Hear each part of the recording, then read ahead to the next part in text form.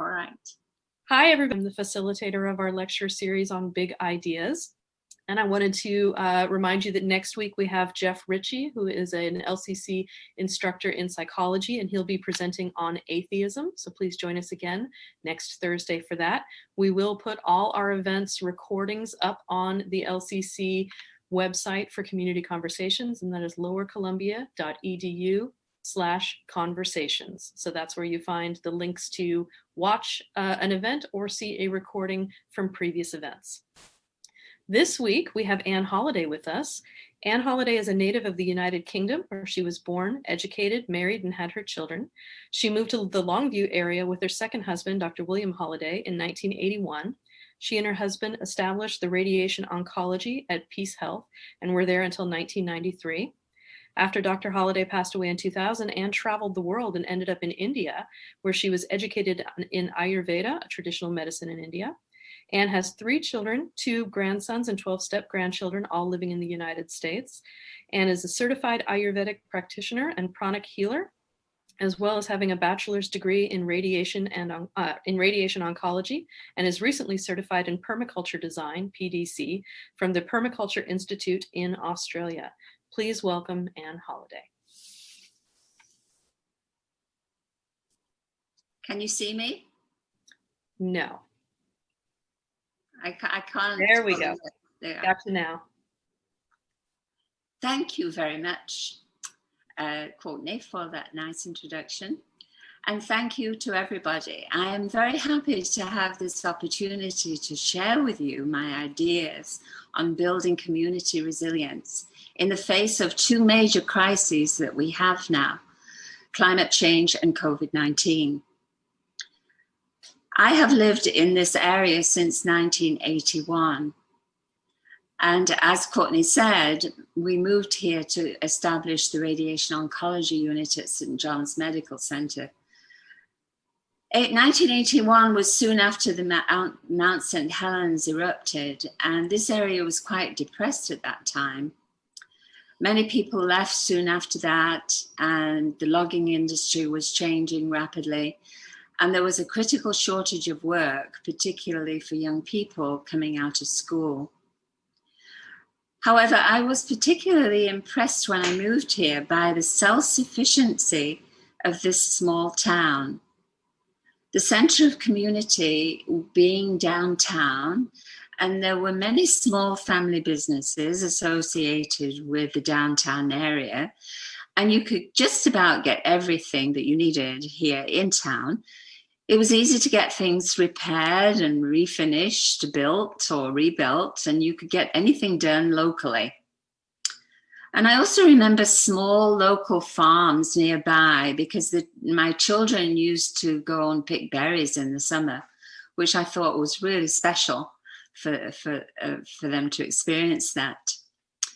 But over the years, these small family businesses, which I think were the bedrock of this community, have been replaced by big box stores. You know, we now have 2 massive Walmarts, and there's Home Depot, and there's Lowe's. And these small businesses can't compete. So the face of the area has completely changed to my mind, and to my mind, not really for the better. So I'm going to go over to my slides now, and just take me a second.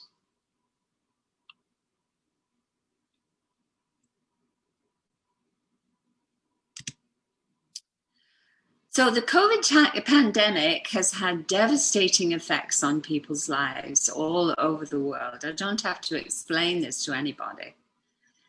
And created distress and despair on an individual level and on a collective level across all nations.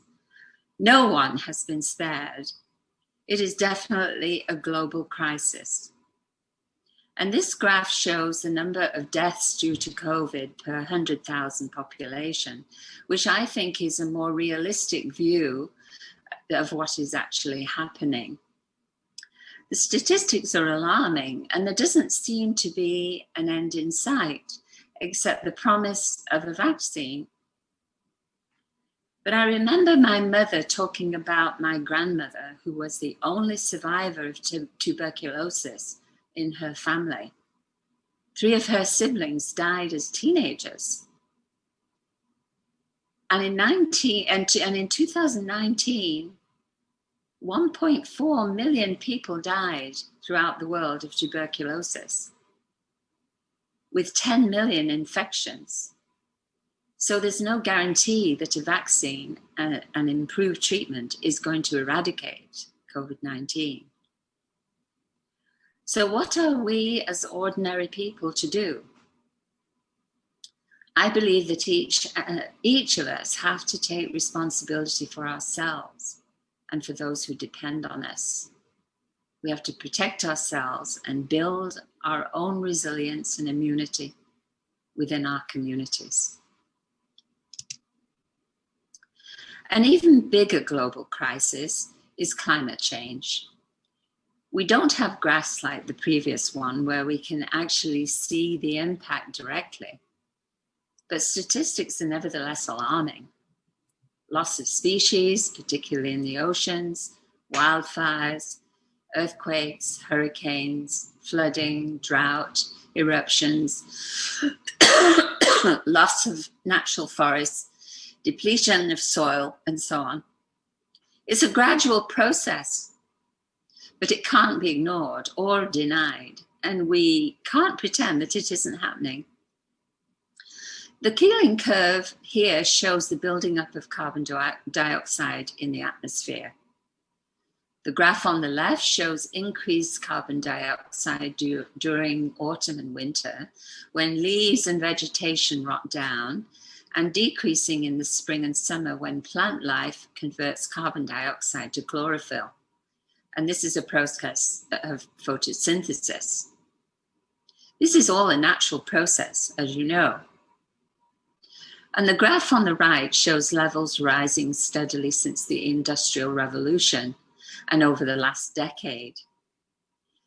And they have been rising exponentially due to the unprecedented burning of fossil fuels, methane from factory farms, and the release of carbon due to rapidly melting permafrost, and the decimation of vegetation, particularly of natural forests. The parts per million increase in 1 year might not seem very much, but when you consider that atmospheric CO2 ranged between 172 and 300 parts per million for millions of years before the Industrial Revolution. And this was in this time, the Earth cycled through cold, glacial, and warm interglacial periods without atmospheric CO2 exceeding 300 parts per million. And that is because there was a balance between the CO2 being absorbed and of that being produced. I think a good thing about COVID is that it has uncovered the many flaws in modern day living. It's uncovered vast disparities and prejudices that we've become so accustomed to that we don't even recognize them as such. But above all, it has revealed that we have to change our behavior if we're going to survive at all. If we always do what we always did, we will always get what we always got. I'm sorry about that terrible English, but we have become so dependent on top-down systems to grow our food, to make our clothes, build our houses, to provide us with work, to feed these top-down systems. We're losing the skills and the means to care for ourselves in a sustainable way. We have advanced technologies now which can take us to distant planets, put us in touch in seconds around the world, and yet we cannot figure out a way to get rid of our rubbish, except, of course, to put it out of sight. So, like the CO2, modern day living is completely out of balance. However, I believe there is a way forward. Ayurveda and permaculture are two philosophies based on ethics. The word Ayurveda is made up of two Sanskrit words, Ayuru meaning life and Veda meaning knowledge. It is the science of life, the study of nature. It is known as a traditional medical system which focuses on balance, understanding that disease happens when the diet and lifestyle get out of balance. So the aim is to build resilience or our immune system against diseases.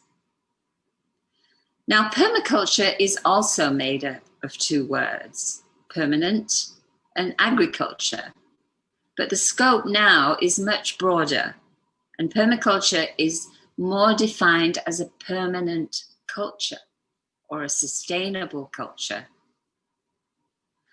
I am a certified Ayurvedic practitioner, and over the last couple of years, I've been studying permaculture design, not because I want to be a farmer, but because I want to understand natural ecosystems and their relationship to the production of nutrient and mineral-dense food.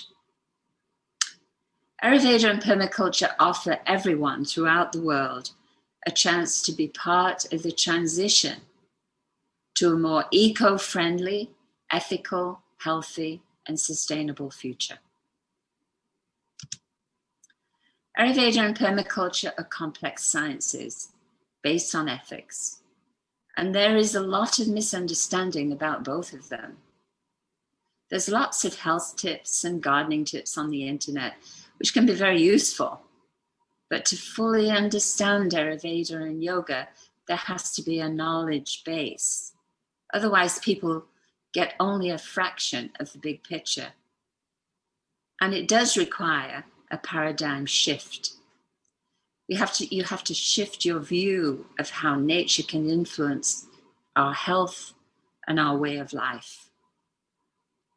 Both Ayurveda and permaculture are quite contrary to modern thinking, which has abandoned traditional practices. So we have to re-educate ourselves to work with nature, both in our personal lives and in our view of the natural world. Today, I'm going to talk about the 3 basic ethics and the 12 principles of permaculture, because we don't have time to discuss Ayurveda today. Permaculture is a sustainable culture. It's a blueprint for the way to live our lives. Its principles allow us to create a culture that can endure and thrive for generations to come. At its heart are 3 simple ethics. The first one is care of the planet. The second is care of people. And the third is fair share, meaning sharing nature's abundance and returning the surplus back to the system.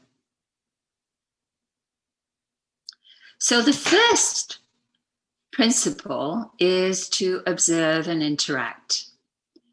Now, we may be able to rationalize that we have to change, but it's human nature to keep our head in the sand and carry on in the same old way rather than putting our efforts into making necessary changes.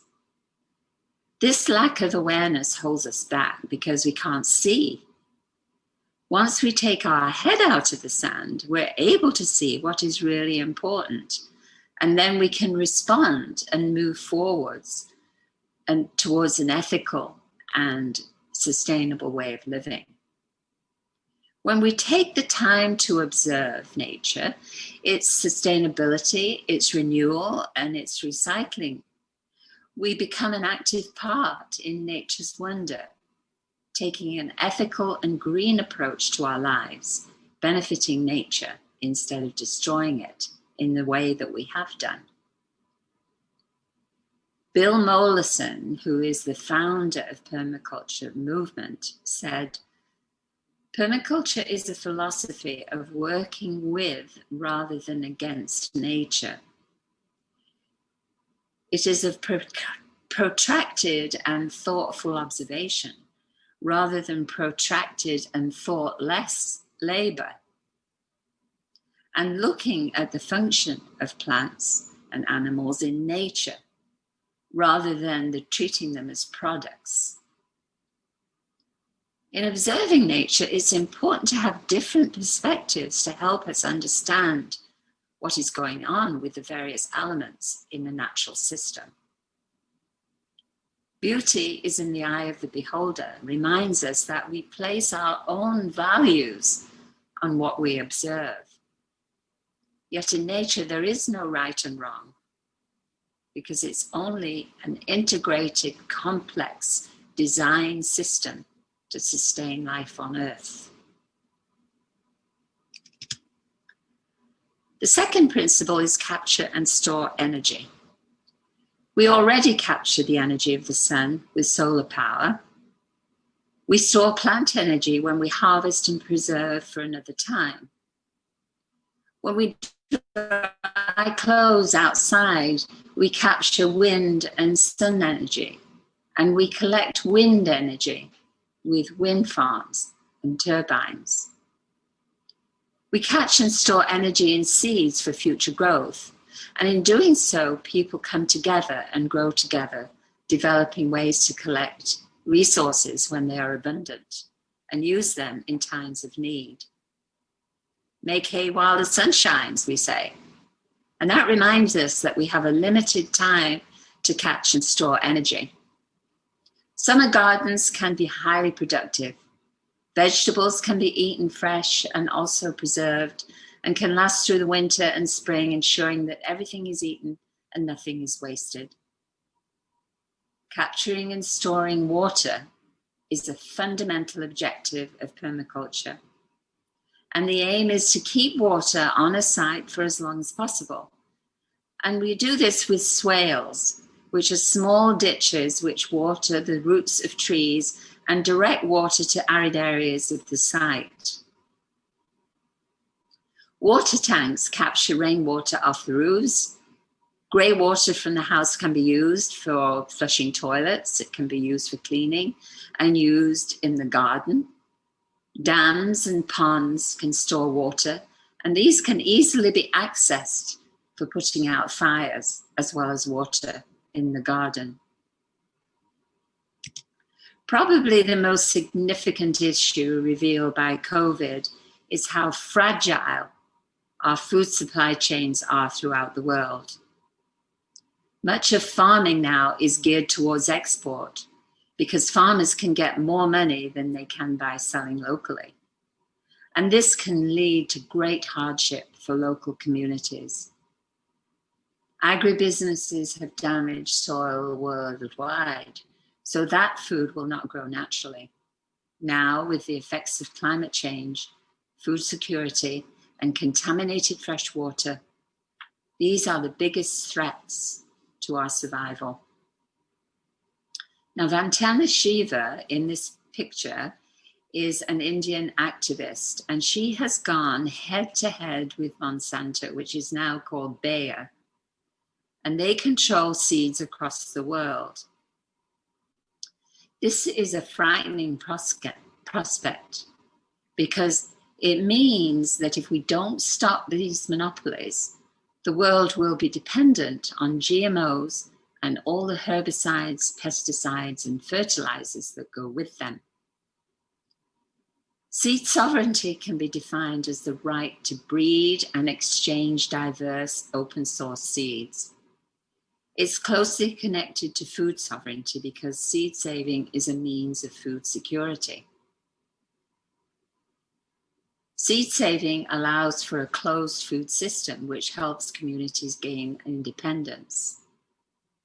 Seed sovereignty fills an important role in biodiversity, producing plant varieties that are more resilient to changing climate conditions, therefore benefiting the environment. Now, the third principle is to obtain a yield. You can't go to work on an empty stomach. So we must ensure that we get useful reward for the work that we do. And people often get discouraged when they start growing their own food and they give up after the first year because they don't see a reward. A common saying we have in permaculture is we overestimate what we can achieve in the first year and we underestimate what is achieved in 5 years.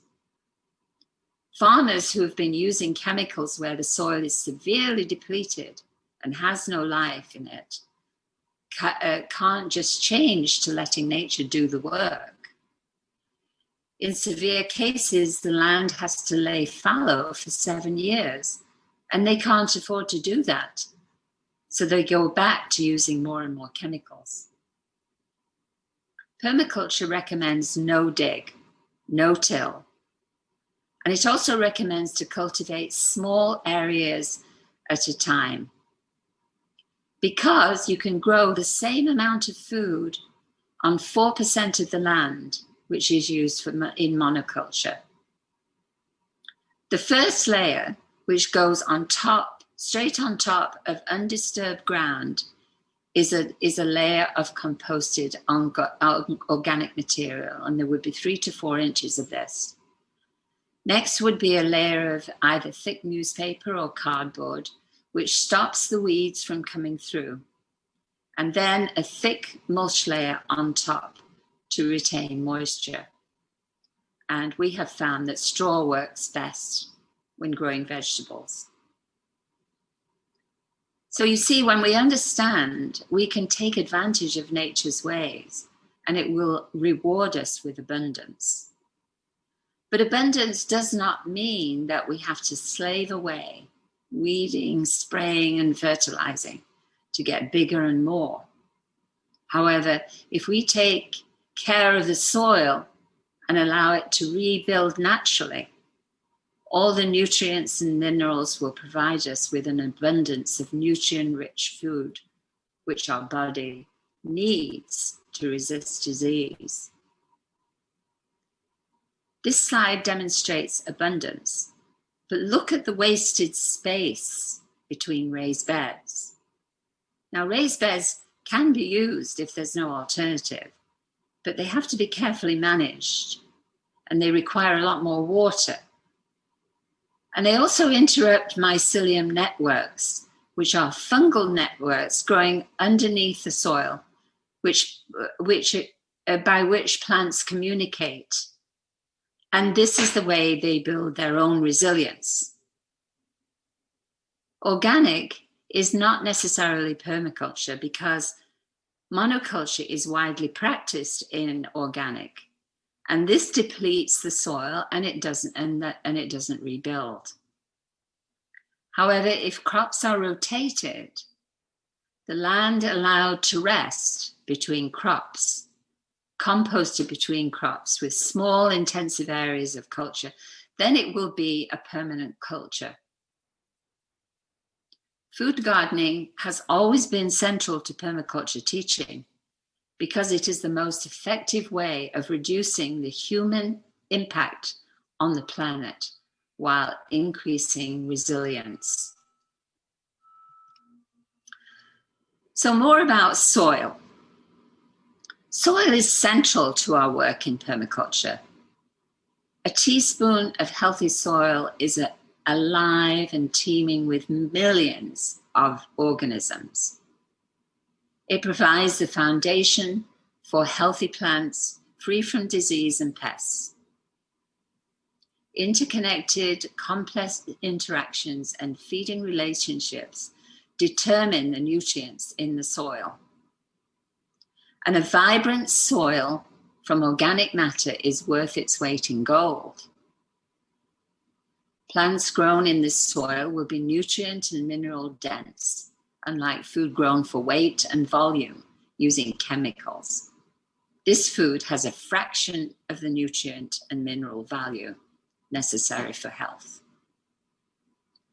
However, it does take 500 years to produce 1 inch of topsoil in a natural forest. But using composting methods, the process is speeded up to 9 months at the most.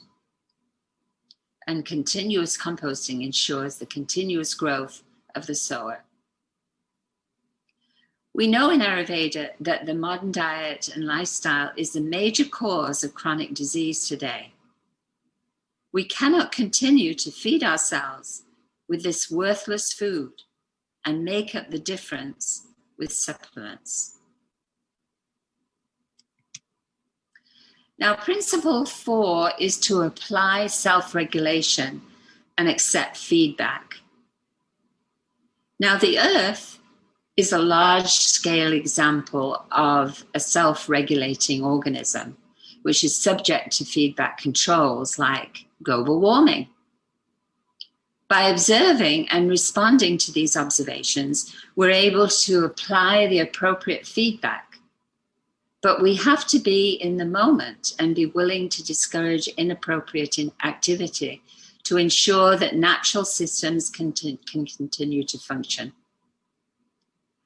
The proverb, "The sins of the father are visited on the children of the 7th generation," has the same message as the law of karma, which says that what goes around comes around. But it does remind us that negative feedback especially is often slow to emerge. And this slide shows a severely damaged site by mismanagement. And it shows that in the process of regeneration, it demonstrates the importance of flexibility in regeneration, where each step is a learning process of reforestation, building a food forest, and food production, and will vary depending on the climate and on the soil and on personal circumstances of the person who's managing it. However, it can support a simple life, a life close to nature, providing a quality of life.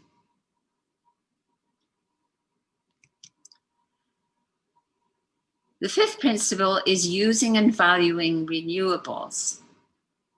Based on current consumption rates, the average American will consume over 7 times more energy than a person born in a developing country, and much more than 7 times of the renewable and non-renewable resources.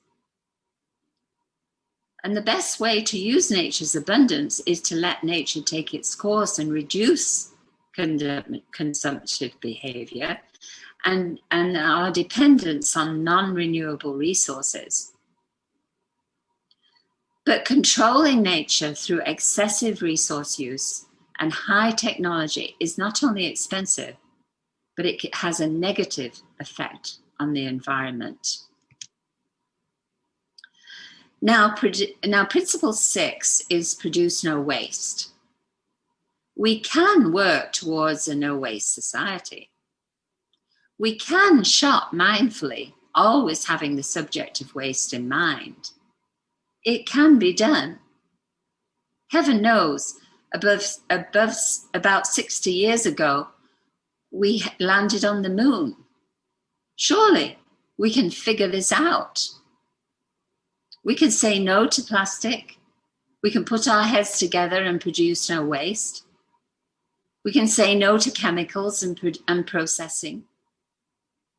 It is these little by little habit changes on a massive scale that will change the world. We can abandon straws. We can abandon balloons and small plastic.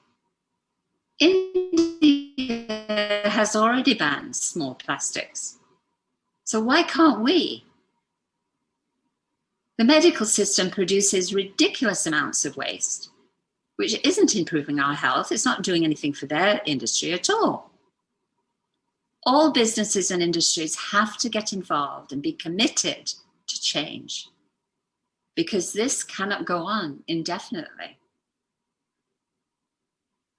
A stitch in time saves 9. We've all heard this. And this reminds us that timely maintenance prevents waste. But we can't do that anymore. because most of the stuff is designed so that you have to buy another one in 2 to 3 years. How can it be cheaper to buy a new one than it is to fix the old one, which may be only a couple of years old? There's no plan for the old one either, except to put it out of sight for 1,000,000 years. It's easy to be wasteful in times of abundance, but we should never want for what we have thrown away. Waste not, want not, my mother used to say. Now, this slide shows, I rather like this little slide. Most modern toys are energy expensive and they have a very short life and have very little educational value and end up in the landfill probably less than a year after they've been purchased. High quality, durable heirloom toys, timeless in their appeal, can be passed between families and through generations, and around the community as well. These little boats in this picture, made of banana stems and leaves and a few twigs, are made by children. They don't have to be looked after. They can be left to rot when children get tired of playing with them. Now, in Principle 7, designing from patterns to details, we all know the saying, can't see the forest for the trees, saying that we easily get caught up in the details.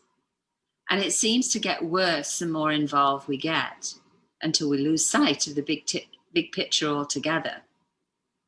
And this is never more true than the impact of modern living on the environment.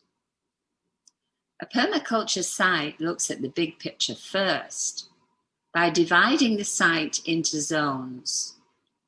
Zone 1 is where human activity takes place. It might be the house or the kitchen garden. It might be a school. It might be a community co-op.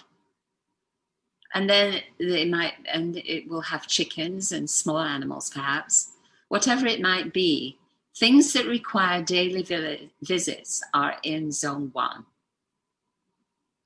Now, Zone 2 is the food forest, and permaculture is known for the food forest, which mimics a natural forest by having 7 layers. And the first layer is the canopy trees, which are the large trees. And these can be used as windbreaks to provide or to provide shade. And trees store an enormous amount of water and they prevent erosion. And the second layer is the understory, or the production trees, which are fruits and nuts. And the third is a food productive shrub layer. The fourth is the herbaceous layer, which typically dies back and can be herbs and medicinal plants. Ground cover layer is often leguminous to add nitrogen, for instance, clover. And then there is an underground layer, which would be bulbs and root vegetables, and rhizomes and that sort of thing to open up the soil. There's also a vertical layer, which is vines, usually grapes in this climate. Now, Zone 4 is a managed semi-wild area where wild fruits and vegetables can be encouraged. And also there would be more wild animals in this area too. And Zone 5 is the wilderness itself. So in a typical permaculture site, you'll see that most of the area is left to regenerate. And only part of it is managed by mankind. And man is managing it in the way that nature would.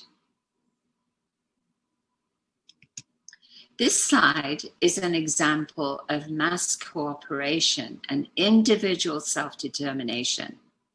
These are bees, and the drones are tending to their brood. Bees need flexibility to determine for themselves the proportion of drone cells that they need to worker cells. And they prefer to expand their brood nests as an integrated whole. And they need space at the edge to put incoming nectar. So people who have beehives and are managers of beehives have to work with these patterns and allow the bees to sort out the details, because that's what they do. And we have to leave nature to do it by itself. It can do a much better job. Principle 8 is to integrate rather than segregate. And this is the core of life, without which life cannot exist. And life has no meaning without it. Permaculture is all about integration, but unfortunately, modern societies are based upon the opposite: segregation. The whole is always greater than the sum of its parts, and many hands make light work, suggesting that when we work together, we can achieve far more than we can alone. In Inedible School Gardens, and we have many of these in this community, students are continuously sharing food from their gardens, which they have designed and they have built and they tend and they look after and they take the harvest, with the school garden community. Harvest celebrations bring together fresh organic produce, cooking and sharing meals with the community. So everything is integrated and nothing is wasted. All the systems support one another, and these programs connect us to the land, bring communities together by doing it together. Principle 9 is small and slow systems, which are easier to maintain than big ones. They make better use of local resources and produce more sustainable outcomes. The snail is both small and slow, and it carries its home on its back and can withdraw to defend itself when it's threatened.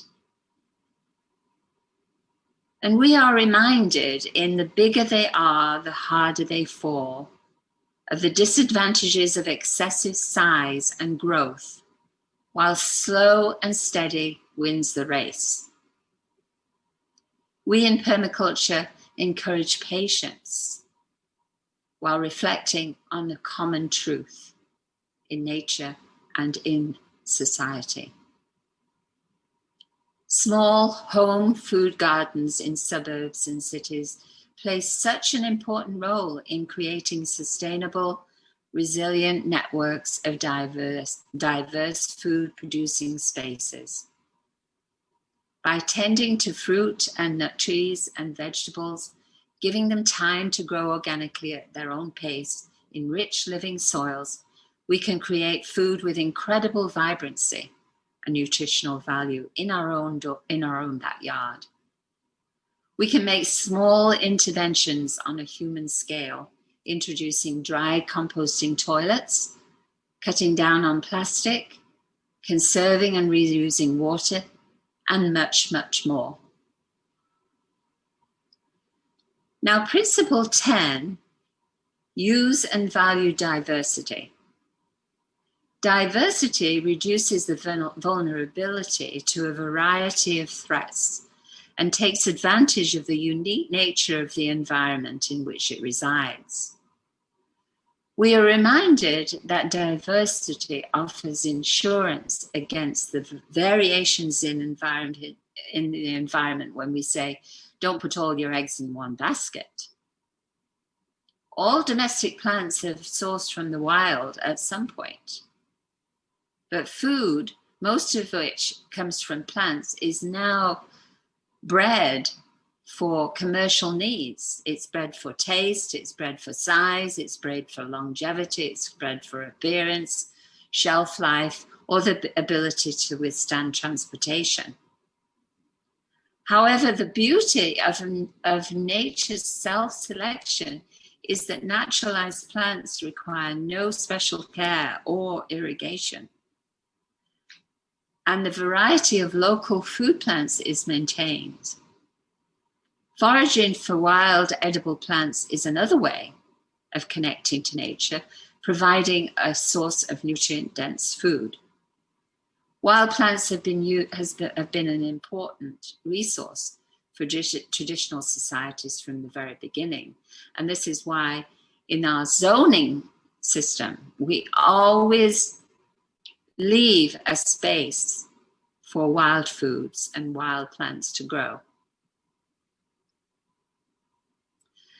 Now, in slide 11, tells us edges and to use edges and value margins, because the interface between things is where the most interesting events take place and are often the most valuable. And they are diverse and they are productive. We have to remember that the most popular way is not necessarily the best approach. So don't think you're on the right track just because it's a well-beaten path. Planned cities which merge into urban landscapes where there are community-supported urban farms are the way of the future. A lot can happen in margins and edges. And this picture shows a community garden group planting perennials around the edges of a netted garden, which will attract beneficial insects and create microclimates to enhance productivity. The chickens are free-ranging on the margins, and they are helping to control the insects and weeds as well, which provide them with a more diverse diet and at the same time as providing eggs and composted soil. And for those who are not vegetarian, meat as well. Now, the last and 12th principle is creatively used and responding to change. So remember that vision is not seeing things as they are, but as they will be. We can have a positive impact, and hopefully a positive income as well, on inevitable change by carefully observing and intervening at the right time. The butterfly is a symbol of transformative change in nature from its previous life as a caterpillar. And an example of a strong democratic community-owned alternative economy in Canada has developed. And this demonstrates how we can address change for the better. Cooperative thinking permeates this community's approach to localization, with cooperatives for transport, food, radio and banking, as well as cow shares. It has Canada's first community-supported agricultural system. Locals describe the change as a pleasure. They now conduct daily transactions through community-owned enterprises in an atmosphere of cooperation rather than competition. The community works with councils to take spare land and turn it into markets, to cafes, gardens, restaurants, food forests, creating a thriving hub of sustainability. So I will come out of this now and just finish up my conclusion, and you can see me. I have to just escape here and stop sharing, and you will see me again. So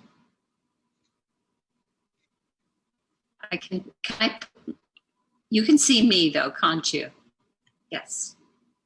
So in conclusion then, healthy renewable soil is the basis of all cultures.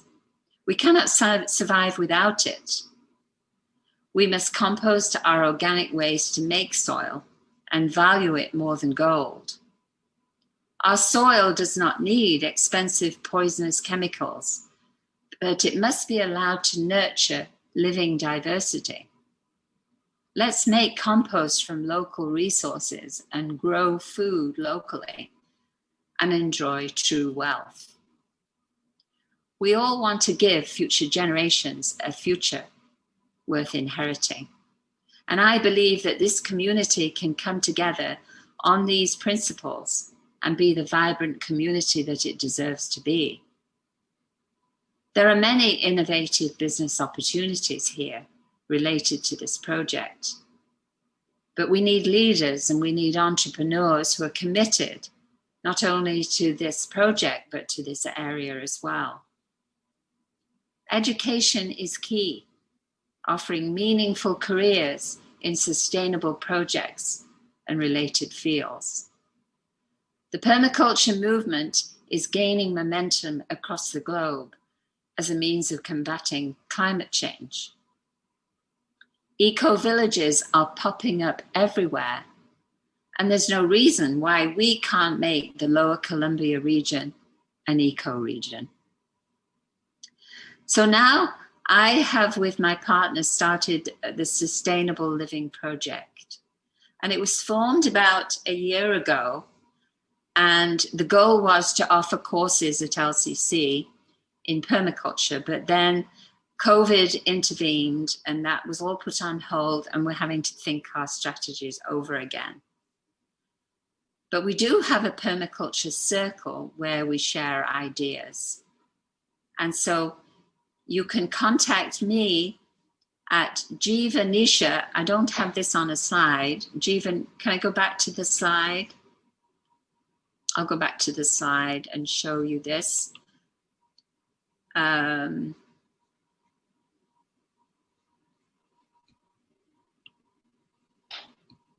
have to go, wait a minute.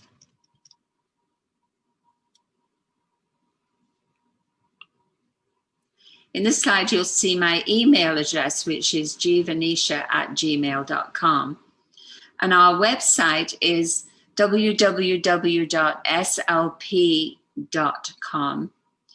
But we're still in very much a formative stage as to being the website. Our main goal is to provide the information and to provide a format so that people can network and share and come up with ideas, and then we will help to get those going. I don't know exactly how it's going to be. It will be done on an as-needed basis. That's how we're looking at it at the moment. But it's an exciting project, and we hope that we can bring in other groups, which there are other groups in the community which are working on similar things, and that we can integrate and work together to produce, to reach our goals. Thank you. It's been a great pleasure. Namaste. Thank you very much, Anne. I did see that we did have a couple of people join us a little bit later on, so I will open it up for questions. In the Q&A, if you have any questions, please post them. And I had one. You mentioned that in these eco-villages are growing, and you mentioned Canada as one particular place where you see the movement towards eco-villages. Are there any specific places in Canada that this is happening that you're aware of? If you Google, this one is in Nelson, and I'm not sure what state that's in. Okay. I think it's in British Columbia. A province rather, not a state. But if you Google eco-villages, there are several actually, not far around here. Most of them are in a developmental stage, you know.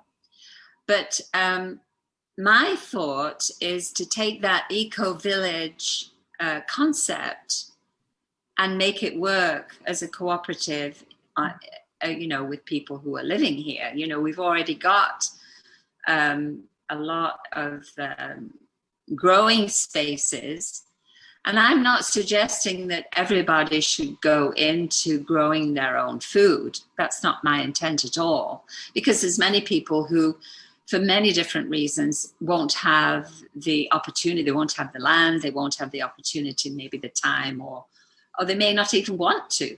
But that doesn't mean to say that they can't be involved in this project. You know, they may have other skills that they can offer. They may, and we can put together little businesses that, say, for instance, that are making gardens that can be done on a patio of people who are living in, and that could be an opportunity for like a landscaping business where they would come in and install a system on a patio, and they would plant it out and put the water, and then they could also maintain it. Mm-hmm. So there are a lot, if we put our heads together, there's a lot of things. Keeping chickens is very much a part of permaculture, not necessarily for meat, but for the abundance of eggs that you can get, which are far superior to anything that you can buy in the supermarket. Although I am seeing some pasture-raised eggs, but I don't know to what extent those are. But chickens are just absolutely amazing for building soil. Mm-hmm. I mean, they just take the kitchen scraps and scratch around, and they eat all the grubs, and they make and then you have soil. And this is all very well known. It's not a a rocket science or something that we have discovered. It's already there. Nature's already there waiting for us. Okay, thank you very much. Thank you again for joining us, and thank you to our audience members for sticking with us. And I hope to see you again next week. Take care, everybody. All right, thank you.